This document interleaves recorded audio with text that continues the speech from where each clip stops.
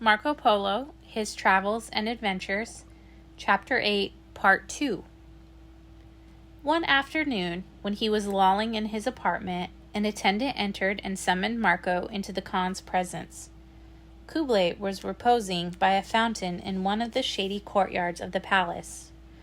Dark, visaged slaves were fanning him with peacock fans as the monarch reclined on soft pillows and quaffed, every now and then, a cooling beverage from a golden goblet. By his side lay, in languid attitude, two of his beautiful young wives, attired in light but exceedingly rich costumes, their ears, necks, and arms sparkling with many gems. Around the Khan stood a group of courtiers and attendants, while in the corners of the courtyard, gigantic and fierce-featured guards watched over his safety. Marco approached and made the usual humble obeisance to the monarch. Kublai, raising himself on his elbow, motioned to Marco to come nearer and stand by him, for he said he had something to say. "Venetian," began Kublai, "I have made you very welcome at my court, and have found pleasure in your presence. Your countenance was agreeable to my eyes when I first saw you, and, since your conduct has been such as to win my confidence and esteem, I trust you, and believe that you are devoted to me. Is it not so?" Marco replied that he longed for an occasion to show the Khan how grateful he was for all that the Khan had done for him. "Such an occasion has now arisen," continued the Khan. "There is grave business to be done in my western and southern provinces. They are disturbed, and the people do not understand my fatherly care over them. I must send thither someone who will reason with them and explain my proceedings, who will persuade them to be submissive and assure them that they may be certain of justice and protection. This task, Venetian, I have marked out for you." "Nothing," declared Marco, "would please me better than to undertake it. I thank your majesty for the confidence you thus repose in me. Your journey will be long, and it may be perilous. My subjects in those distant portions of my empire are not easily governed. Sometimes they break out into rebellion.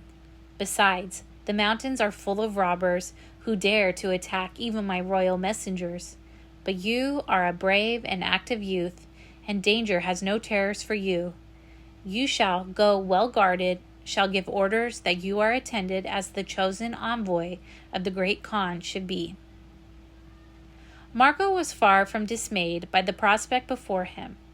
Now that it was decided upon, he became impatient to enter on his travels and encounter the possible perils of which the Khan had spoken. His father was at first loth to have him go. He feared lest he should never see his young son again. But Niccolo knew that Kublai Khan's will was law, and that, however kind he might be on ordinary occasions, he was very resolute that his will, when expressed, should be obeyed at once and without a murmur. In no long time the preparations for Marco's setting out were complete. He was to be attended by a considerable guard of soldiers, armed to the teeth, and also by a large train of attendants, as an indication of his rank and his position near the Khan. The day of departure came, and Marco, arrayed in Tartar costume, his belt well armed with sword and daggers, and his horse fresh and sleek from the royal stables, bade the Khan adieu in the midst of his court. He received his last instructions from one of the principal ministers, and then retired to his father's apartment to embrace Niccolo and Maffeo for the last time.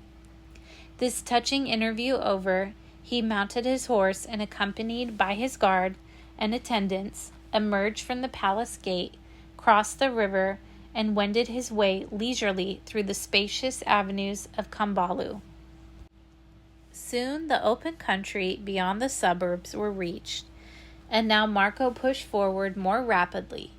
When he had gone about 10 miles, he came to a river, much wider and more rapid than that which flowed beneath the palace wall. On approaching the banks, he espied before him the finest bridge he had ever seen. It was built of stone, and had 24 arches supported by massive piers embedded in the stream. At one end was a lofty column of marble, around the foot of which were several skillfully carved figures of lions. As he rode across the bridge, Marco found that 10 horsemen could easily go abreast upon it. In spite of all that he had already seen in Cathay, Marco was surprised to find there as splendid a work of art as this bridge really was. Continuing his journey, Marco found himself passing through a rich and thriving country, the soil of which was fruitful, the landscapes charming, and the people industrious and busy. He reached towns and villages all alive with bazaars and silk and linen factories.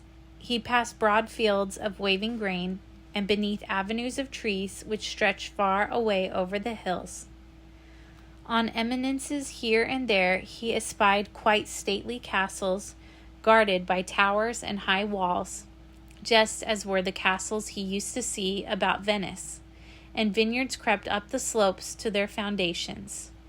Once in a while Marco came upon very large cities, teeming with dense populations, and all alive with manufacture and trade processions of camels and carts going in and out the lofty gateways, and many temples rising high above the mass of dwellings.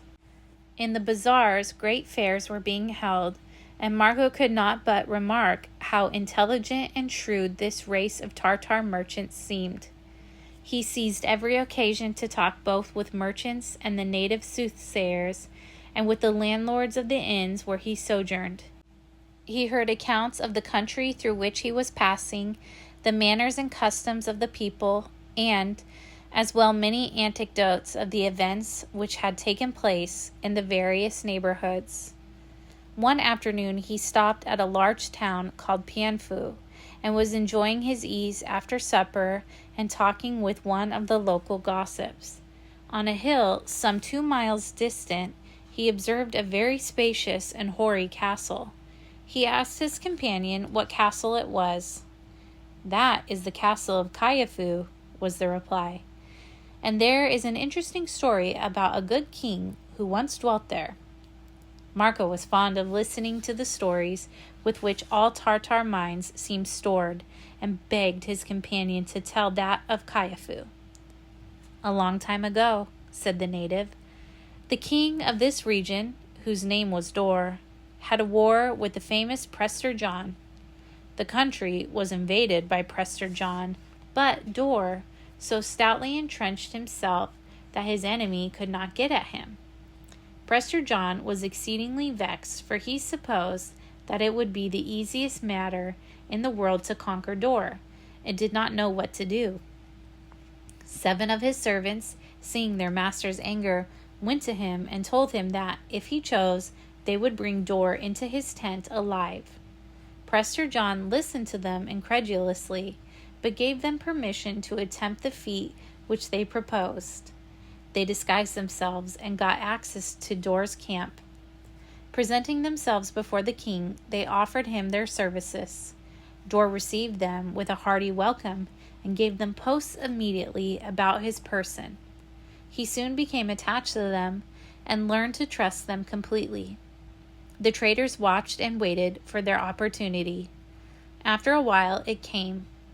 Dor set out one day on a short excursion beyond his camp, and with him went these 7 men. The party crossed a wide river and entered a dense forest. Perceiving that the king was now separated from the main body of his followers, the villains fell upon the few that remained, stretched one after another dead on the ground, and rudely seized their benefactor. "What means this, my children?" exclaimed Dor, amazed. "What would you do with me? How have I offended you?" "We are going to take you to our master, Prester John." Dor, on hearing this, covered his face with his hands and exclaimed, "How have I been deceived? Why, my children, have I not welcomed and honored you like brothers? And will you, like traitors, give me up to my bitterest foe?" They said nothing in reply, but putting him bound upon a horse, hurriedly cleared the forest and galloped to Prester John's camp as fast as they could go. Prester John was as surprised as he was delighted to see his enemy in his power at last. Turning to him roughly, he exclaimed, "Well, you are caught at last. Now confess that you are not equal to making war with me." Dor bowed with humility and replied, "I know well, sire, that I am not as strong as you. I repent of having taken up arms against you, and in future I will act as your faithful friend." Prester John, though a stout warrior, was not obdurate of heart. On hearing these gentle words fall from his royal prisoner's lips, he arose and embraced him. "Be of good cheer, brother," said he. "I will not humiliate you any further, but will give you my esteem and friendship."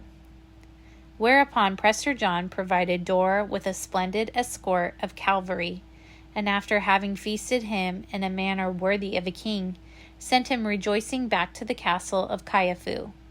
From that time, Dor and Prester John were the best of friends, and fought side by side in many a furious battle with their common foes. Marco was deeply interested in this story, and thought it sounded very much like the stories of what sometimes had happened to European kings.